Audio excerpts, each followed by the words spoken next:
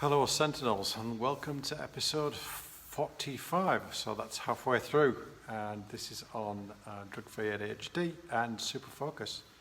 And I'm going to be talking this evening about something that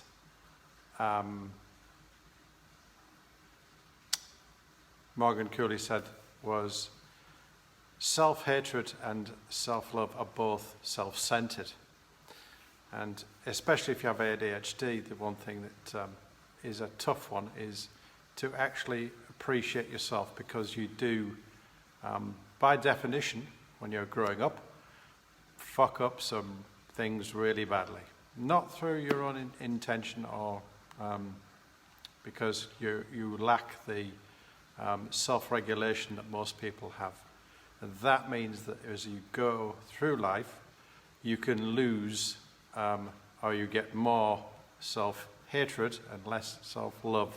So it's something you've actually got to cultivate and activate within yourself on a day-to-day basis. I know that everybody else has that problem too, but if you are lacking in self-regulation, that means making conscious decisions about the things you wish to focus upon or do in your life, then that can be really distressing. So today, this halfway point for the episodes, I'm going to be talking about that. So the simple explanation that I'd say gets behind all of this is what I suppose most parents know if they have a child with ADHD or themselves have ADHD. It's the meltdowns that we have sometimes. And in that state, you can be totally oblivious to everything else that's going on around you, whether that's personally, professionally, or anything else. It can cost you a job, a friendship, a partnership, many other things, and you won't know why, and you won't be able to remember properly why it happened. So that's why over the past few series I've been talking about things like positive self-talk, affirmations, planning, RAW, which is basically routines, rhythms, rest, and the opportunities and actions. And that is the things that you need to build into your day-to-day life, and to make sure that you actually do remember that if you can't love yourself, you can't love anybody else. And if you can't love, you don't really have any emotions, and emotions are the things that are actually as they know these days, people realize these days, these are the things that allow you to make decisions. Having an IQ does not mean that you're good at making decisions, and it's not the way decisions are made, it's the emotions that make the decisions. Now, I know that a lot of people may say that's not true. Well, I can only say I disagree with them. And we'll have to basically differ on that opinion. But I do believe that if you can have a high IQ, and that will get you into a good job, a good position, certainly set you up in life a good career. But without the emotional side of it, if you look at what somebody says, what they want to be, whether that be happy or if you're asking them about how they want to, or what they want to achieve, they'll name you a number of things, whether it's objects, etc. But when it boils down to it, the older that they get, the more likely those things are going to be states that they wish to be in, whether it's happiness or relaxed or at peace. But those are not intellectual things. They're not intellectual explorations into something, and that is something you wish to see in your life. It's the emotional state you wish to achieve. All right, you wish to have a certain amount of comfort in your life, so the basic needs, which is Maslow's basically pyramid.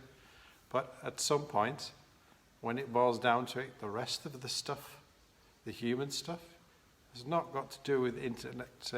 For example, I want to have read Shakespeare, or I want to have read this or that book. You say, I want to be happy. I want to be loved. I want to be enough. And I think Those are the things that you should remember and actually take into a morning and daily practice to make sure that you actually build them into your life. And tell yourself your things like, you are enough, and you have all the you have the potential to do all the things you wish to do. It's just a question of whether you want to do them. And to do that, you've actually got to love yourself first, because you can't love anybody else without that. And that's a piece of wisdom that my grandfather taught me, my mother taught me, and even, would you believe it, as a Yorkshireman, my father as well, in his own special way. And if somebody doesn't know that reference, that's basically because I come from a part of England which the people are, well, say that they're reasonably friendly, but they're also very conservative in their outlook on life, and the men especially tend to be somewhat restricted with regard to words, and believe more in the actions of the people take than anything else. So, and to sum that up, basically, do something in your life every day that builds your self-love for yourself. I find the simplest thing to actually do is to actually do something that you are giving to somebody else. So for me, it's as simple as making somebody else laugh every day, and then making myself laugh. That might seem trivial, but it's the small things that can change people's days, especially if it's a morning. You know, you make somebody smile when they're going to work or starting their day, then you never know. That might just have a ripple effect. That's the thought that I have, and I think that is the way that it works. And with that, I will be getting on tomorrow and doing some summaries of the last 45 episodes that I've done.